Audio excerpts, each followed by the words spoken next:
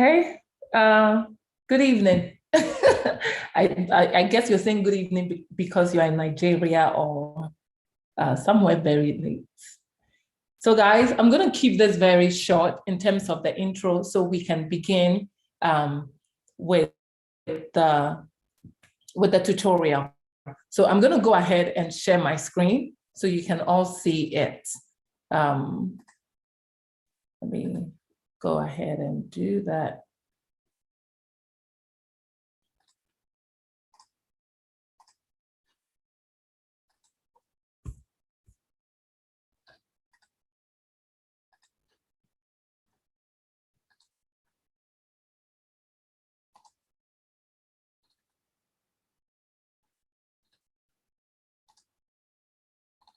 Okay, so can you all see my screen?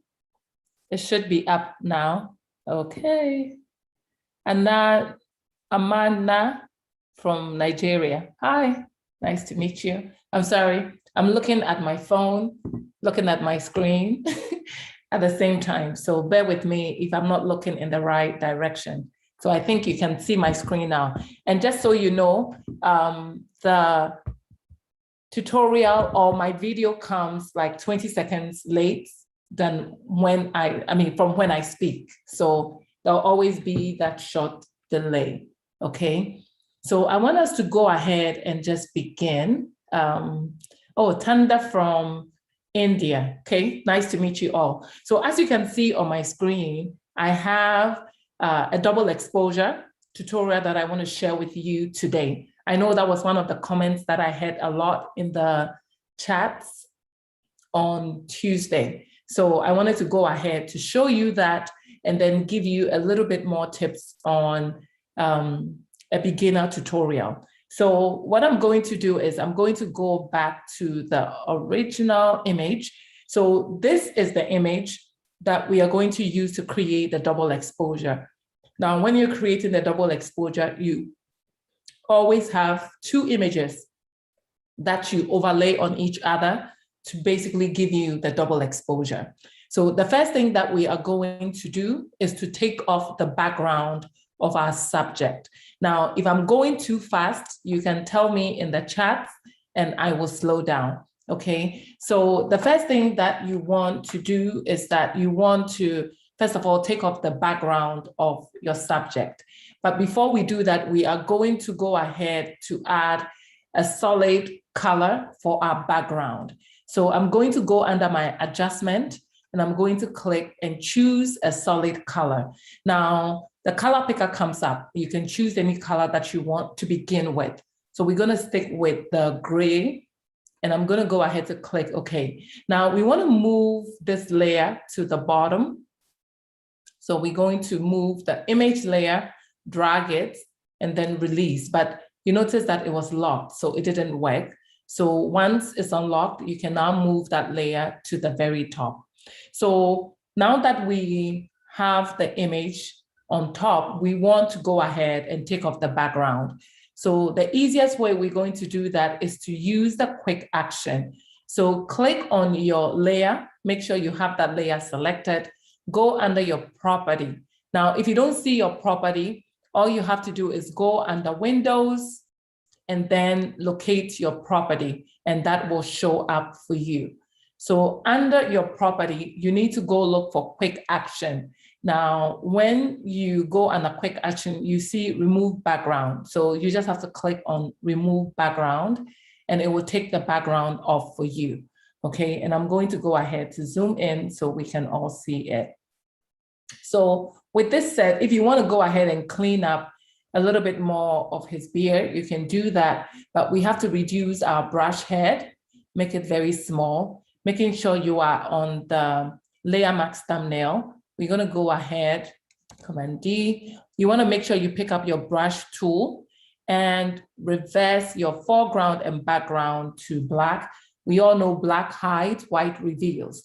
Now to reduce the brush head, you just click on your left or right brackets and you can reduce it. So we can go ahead and paint in this area just so we can get rid of the red in his beard. We can still reduce our brush head if we want to get in between. So we get rid of the little red outline around the beard.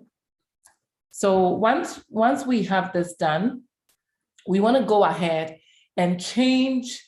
We want to go ahead and apply a black and white adjustment to our image. So you want to go under your adjustment layer, click on black and white, and you notice that it immediately turns your image into black and white. Now, this is a non-destructive way of working, so that in case I don't want my image in black and white anymore, all I have to do is turn off the visibility, and that basically goes away. So I'm going to keep it back on, and I'm going to go ahead to add, so now that we have our adjustment layer black and white on it, we want to go ahead and now bring in the image that we want to infuse. So I'm going to go back to this image with my move tool. I'm going to basically drag and drop. But you see, I cannot move it because the layer is locked. So I'm going to unlock it. Now I can easily move it and drag it and drop it in here. So once you have it here, we want to make a duplicate. So hold down Command J, make a duplicate, turn off the first image. Now click on the second image, and we want to change that blend mode to lighten. Now, when you change it to lighten, you see that you can still see your subject and you can still see your image. Now, before we move on, we want to make sure that we blend in our background with the hair. Hello, from Uganda, nice to meet you. So we want to blend in the background and the texture and the sky so that we get one color. So you want to go back to your color fill, double click on it, and then you want to just click anywhere in the sky. It will pick up the same color, and you want to go ahead and click OK. So you see that it basically blends this in. Now, if I go back, I'm going to double click. If I turn this off, that's what we have. So I'm going to go ahead and move a subject in a little. Now, you see that you can still see a difference between the background and the sky area. And it's because we haven't clipped our image to the subject image. So we are going to hold down our options if you are on the Mac. And if you are on the Windows, it's Control, hold that down, and then you want to basically clip your black and white, and then you do the same thing with the colored, with the image. It says, hello, I'm watching from Nigeria. Hi, nice to meet you. D Lights, Hands Graphics. So if you just joined us, we're trying to do a double exposure. I'm glad to have you here. So the next thing we're going to do is that we want to go ahead and set the image the way we want it to appear.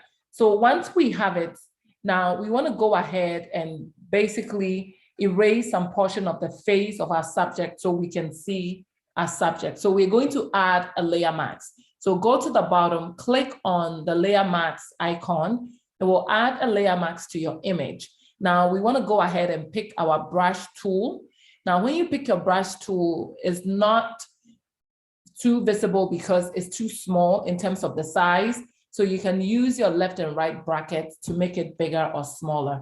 Or you can even right click to bring up the brush options so you can increase the hardness or decrease the brush size. Now for this, we want to keep the hardness at 0. Now I want to go in like that, and I'm just going to paint to basically hide some portion of my image, which is the tree image, so we can see the face of our subject. So we have a combination of the subject as well as the tree image. Just join in, okay. Wow, nice to have you here. All right, so with this set, we want to go ahead and turn on the other image. Now, this is the second image. We want to move that to the bottom, but we want to also flip it. So you can basically hold one end and just turn it. and I'm going to hold down my shift so that I get a perpendicular, 180 degrees turn. Now, with this, you can go ahead and set it somewhere here. If you want to see the image in the background, you can basically reduce the opacity so you can see it, so that when you are placing your image, you know exactly how you are placing it. So now that we have it in place, we are going to change this also to lighten, and we are going to increase the opacity to 100. So once you do that, you see that this is what you get. Now we can go ahead and just move our image in the position that we want, or till we get it in the place that we feel we are satisfied.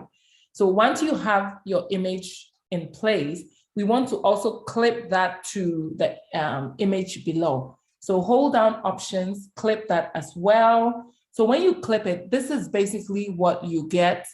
Now we can go ahead and move it to set it in place. So once you have this, if you want to go ahead and reveal some portion of your image below, all you have to do is click on your image, the top image, add a layer mask. Now we're going to pick up our brush tool, and we are going to go ahead to basically paint in to reveal some sections of our subject. So I'm just painting in like this, and that basically reveals it. Now, if it's too much, you can flip your foreground and background to white.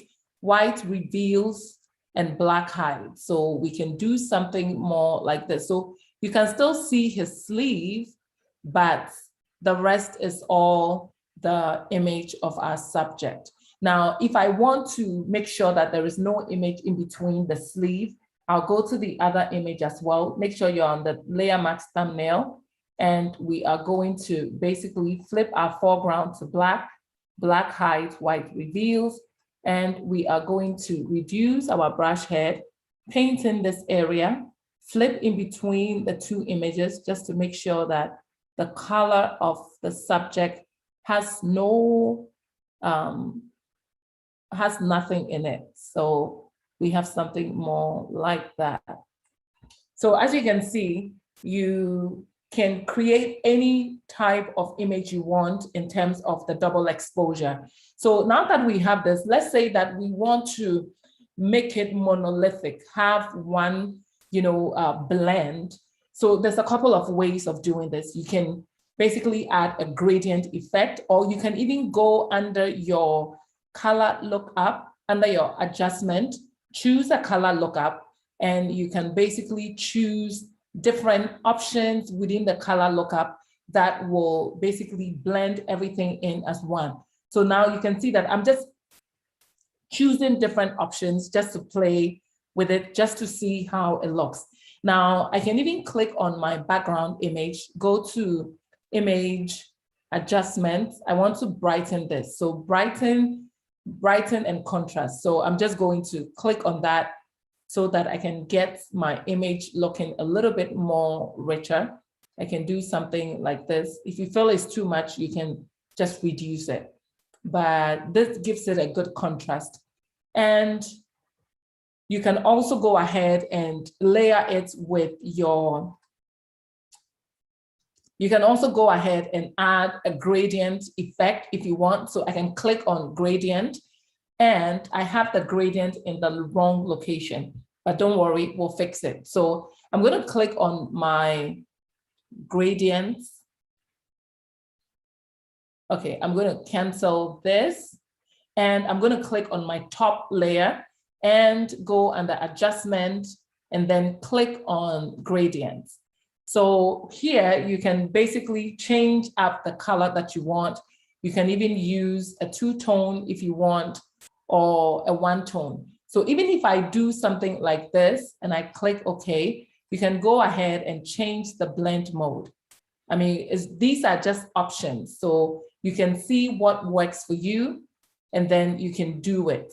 So even if I go ahead and choose, I'm just flipping through just to see the one that I want. So I can choose something like this, soft light, and it adds something just very basic. Now I can click on my color and I can move this to the side. I can go in all of these different options and then play with all the different colors so I can arrive at the color that I want. Click OK, and basically you are done. So these are all different options that you can choose from. So these are all different options that you can basically choose from to create your double exposure. So with this set, this is basically it when it comes to double exposure. You can also, take it to another level, do all kinds of things. So the next thing that I want to tackle, I have about 15 more minutes to go. I want to show you how you can use your gradient to do so many, cool things. So let me first of all show you how to do a basic gradient background. So let's say that we go to File, New, and I click on, I'm just going to use a basic, let me go back. So File, New, and I'm just going to go ahead and choose a 10 by 10. Now, let's say that I want to create a very simple gradient background that I want to use. Now, a very easy way to do this is, first of all, we want to go ahead and add a solid background. So click on your adjustment, click on solid background. You can go ahead and choose something in a bright tone. We can actually go ahead and set it to black. So with this set, you want to go ahead and add a new layer and then pick up your brush tool. Once you pick up your brush tool, you want to increase your brush by clicking on your left or right bracket. Now I can go ahead and make something like this paint in this section. Now I'm going to repeat the same process. So I'm going to go ahead to add another layer, click on my foreground background color, and I can go ahead and basically choose this color, and I'm going to paint it somewhere here like that. I'll do something like this.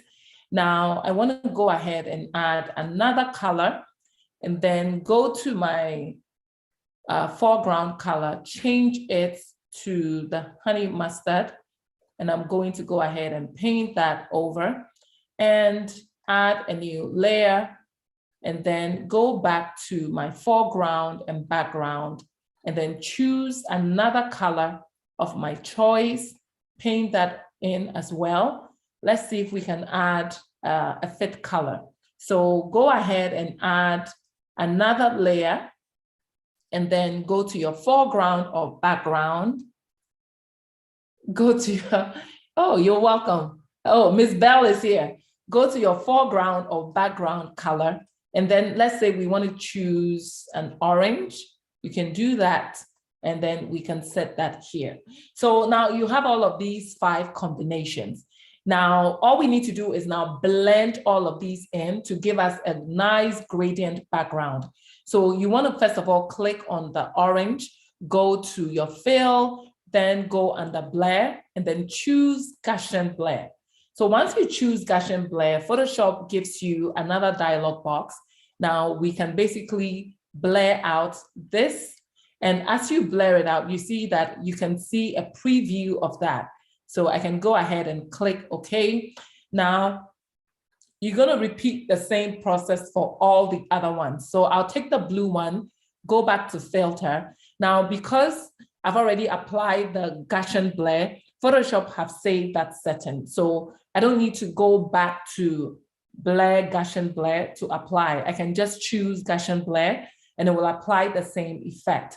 Now I can do the same thing for the yellow, and I can do the same thing for the other 2 layers, and then filter, Gaussian blur, and then that's it. So you notice that it has just blended everything in together, and it gives you a very nice gradient background that you can work with.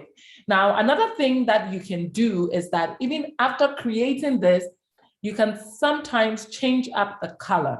So let's see if we can do that with this. So you want to click on your top image and you want to go under adjustment and you want to choose a hue and saturation. Let's see what it does if we choose this. Now, if I try to change up, you notice that it's giving me an entirely different color scheme. It worked out. So initially, this is what we started with. Now you have something like this. So the hue and saturation really helps you. And now even look, we do have an entirely different gradient effect. And it's just by adding the hue and changing it up. You know, I can go ahead and use this as a background. And then if I want to type in something, let's say Quistt Photoshop. Okay, if I highlight this and change the color, I can change that to white, and then I set that right there. So that's an entirely new background that you can use to create whatever that you desire, okay? So the next thing that I want to show you, so this is a very simple way to create a gradient background. Now, I want to show you a little tip that you can do. Let's say that you have an image, okay? And you want to basically enlarge the image. So let me see if I can pull up a basic image, and then I will show you what I mean by that. So let me see what else I can find. I'm trying to see if I can find a basic image that I can show you how to expand it. So let's say that we have this image. Okay. So we have this image and we want to expand it. Okay. So let's say that we unlock this image. You have to first of all unlock it. And you want to right click. You want to use your crop tool, click on it, and then it will activate all the corners for you. You can open it up like this. Now, what you need to do is that there are two ways. You can click on your content aware, which is right there at the top, and that will basically fill in the area that you have extended. So if we click on OK, let's see what happens. You notice that Photoshop tried to match and fill in this portion for you. You initially started with something very, we initially didn't have that portion filled in. But what Photoshop does is that it senses around your image and tries to fill that in so that you get a very good blend. And sometimes it will pick from other areas like the road or even the subject. But there's another way to, hi, nice to meet you. Is this Sadhu? Nice to meet you. So this is a very quick and easy way to expand your canvas, you know, so just bear that in mind. Now, let's say that you have, you want to change up the background of your working space. There's an easy way to do it. You just right click. Photoshop gives you default. So if I choose the black, it sets it to black.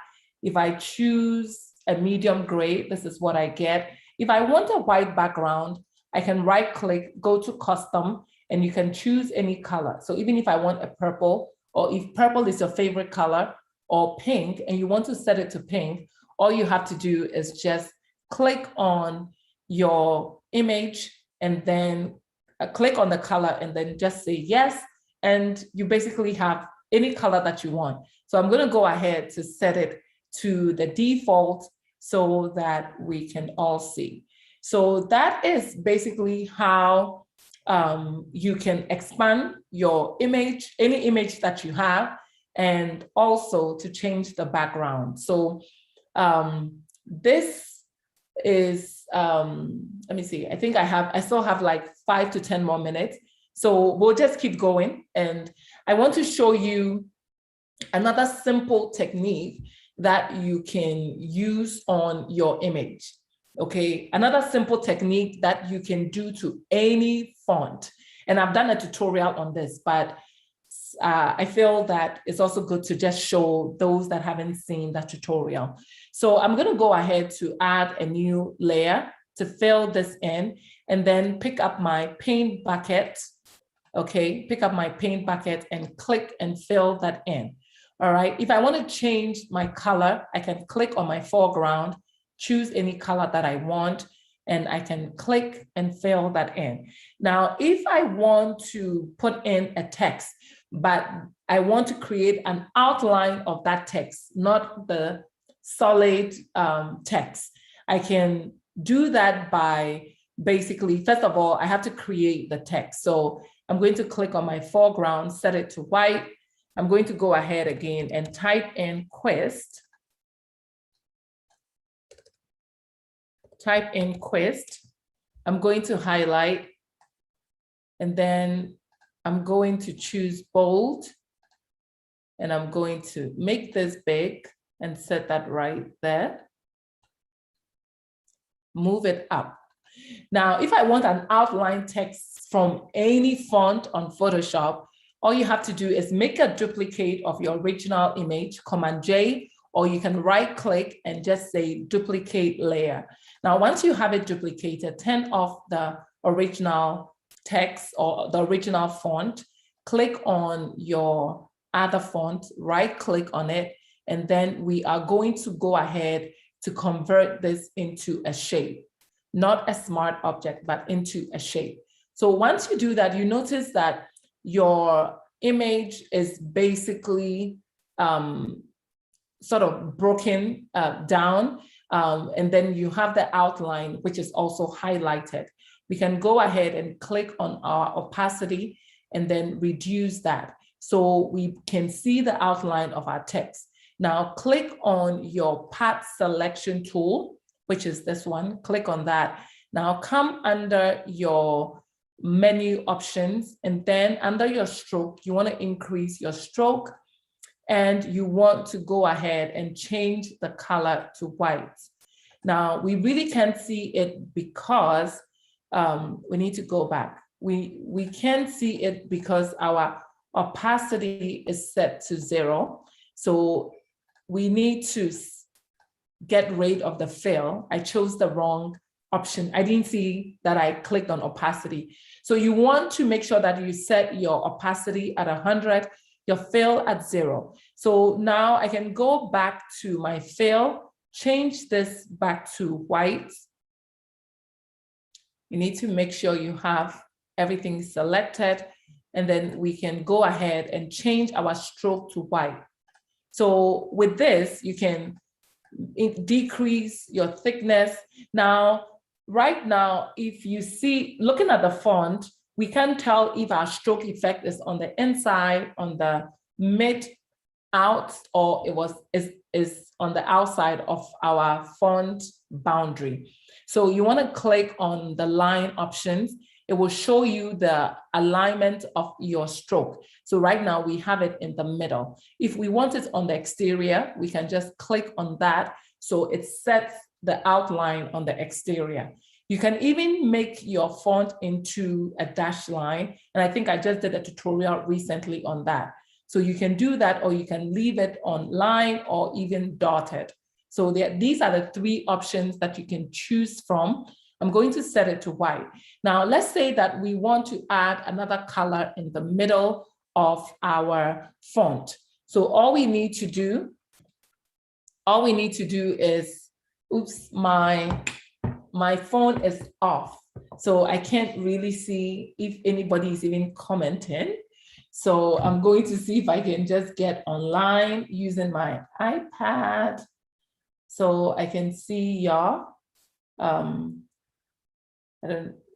Yeah. So let me see if I can just pull up, go back to this.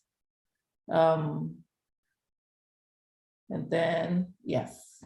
So I'm going to go ahead and make sure my font is off. I mean, my video is off. Okay. So now I can see you. And let me see. Okay. It says, question, I was trying to make some fade in design, like have the body disappear, but I failed to do so.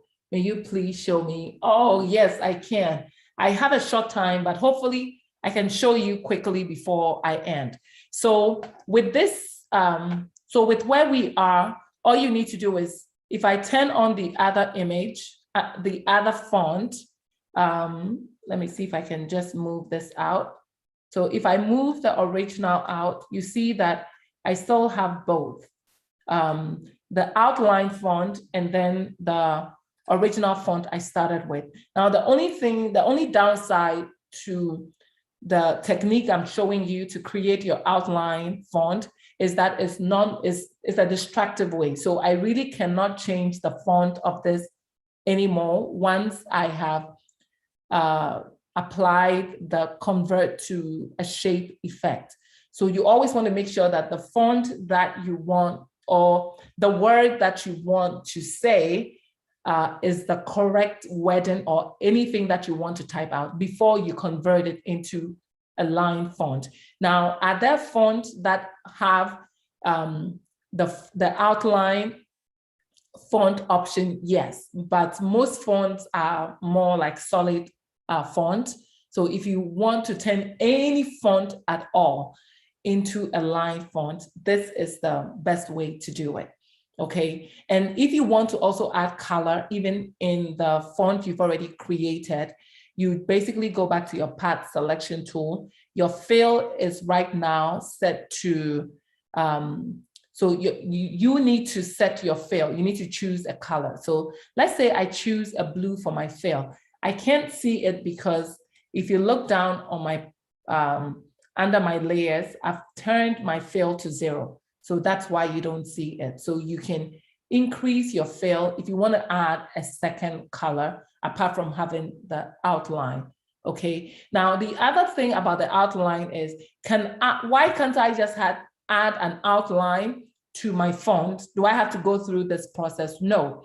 You can basically click on your layer. It will bring up the layer style. You can add a stroke effect. Now let's change the color of the stroke effect to, let's say, black, and click OK. And I'm going to increase it. Okay. So this also gives you the option to set your stroke to the inside or center or even outside. But you see that once I click OK, you notice that the stroke effect that this gives you is more like a rounded edge. Now, if you want a rounded edge, that is fine. But if you want a modern look, you want that sharp edges, then the way to do it to get a stroke effect on your font that looks modern is to do with the first way that I just taught you. Okay, so I hope this was helpful. Now, before I sign off, let me go ahead and show you how to bring in an image and fade it in. Okay, so let's say that going back to this image, I'm going to go ahead and open another image that I'm going to bring into this background that we just created as a gradient. Let me see if I can just find, okay, so I found this image. I'm going to drag this image in, okay? Now let's say that I want to go ahead and fade this image into my background. So what I'm going to do, first of all, you need to take off the background. So click on your image, go under your property, and we are looking for the quick selection tool. Now, if I can find the quick selection tool, it means that I need to, first of all, convert my image into a layer. So click on convert to a layer and then click on yes. So once you have your image changed or converted into a layer, if you go back under your quick action, you will see remove background. So once we remove the background, we can go ahead and set our image in a little. So we have something like that. Okay, so the other thing that you want to do is, what if my image, I want to blend this in so that I get a smooth transition. I don't want to see this this straight line. So what you need to do is click on the thumbnail of your image and you want to go ahead and flip your foreground color to black. We all know black hides, white reveals. So set it to black, pick up your brush tool, and you want to make sure your cap locks is off. Now, if you pick up your brush and you don't see it, it means that your cap locks is on. That's why you don't see your brush head. Now, we can go ahead and paint. Okay, so when you begin to paint it and you see that it blends your subject into your foreground. Now, some of you would have an issue because your brush head is so hard that when you try to do this, you get hard lines. And let me demonstrate. So if I right click and I set my hardness to 100, okay, and I try to do this, notice what it's doing. It's giving me chunks like that. That's not what we want. So you want to always make sure that you set your hardness to 0 so that when you begin to brush, it basically gives you a smooth, gradual transition between your subject and your foreground. Now, if I want to bring back more that I have painted in, all I need to do is flip my foreground to white and I can paint it back in. Okay, but when you begin to do something like this, you basically you then begin to show the background that you're trying to hide. Okay, so an easy way to do this is, let me paint everything back in and I'll show you. So let's say we go back to, let me delete this. So let's say we want to take off the background. We go ahead, remove the background. Now you want to right click and apply the layer mask to your image. That way, now your image has no background, regardless of it's whether you want to paint or hide something or reveal something. It will not bring back the layer mask it will not bring back your background anymore. Because notice in the thumbnail, you only have your subject. So you want to go ahead and add a layer mask. Now with the layer mask, pick up your brush tool, set your foreground to black. Now, when I begin to paint, this is what I have. So let's say I paint too much, oops, and I want to bring back more of my subject. Flip your foreground to white. Now, if I paint it back in, I don't see any background, okay? So I'm gonna flip it back to the black and then paint it in. So now you have this. So it's all set for you, okay? I can change that to say model, you know, and maybe make it bigger, you know, make it bigger and set it right there, like that, okay? So that is it, guys. I have to sign off because my lunch time is up, but I hope that this was helpful. Thank you for the lesson. You're welcome. I hope that this was very, very helpful. So please give this video a thumbs up, share it with somebody, let them know that I go live on Mondays, Wednesdays, and Fridays. I mean, Mondays, Tuesdays, and Fridays. So even if I'm not able to make it all 3 days, at least I'll try and make it on 2 days, but it will always be from 12:15 my time to about, you know, 12:45 to 12:50. You know, I need to sign off a little bit so I can get back to work. Okay, so I hope that you enjoy this. Now, if you just signed up or if you just jumped on this meeting, I did a double exposure tutorial, which was the first tutorial that I did. So you can basically go and watch that, okay? And I also did an outline tutorial, okay, which is this one, how to create this, okay? So if you are interested in any of these three, you can go ahead and watch it. So I hope that, guys, this was helpful, and I will see you back on Monday. So bye, y'all. I'm signing off. I'm looking if there's any question. I like your, oh, thank you. Please, I downloaded PNG image and I imported it to Photoshop, and I still see the image as, can you please show me how to maintain PNG image when I upload? Okay, so come on Monday and we will figure out how to maintain a PNG when you download it online, okay? One thing I can say though is that if you download a PNG and you bring it into Photoshop and it has a background, then it really wasn't a PNG, or they did not save it as a PNG. So what I'll do is that on Monday, I will teach you guys how to create a very simple logo using a very simple logo and how to save it as a PNG. PNG means any image that doesn't have any background to it, okay? So that will be the next lesson we'll do on Monday. Now, if there's any other lesson that you want me to touch on, you can put it in the comments below, and so that we can get to it also on Monday. That is, if we have time. But if we don't, we'll move it to the next live session, and I will go ahead and teach you that as well.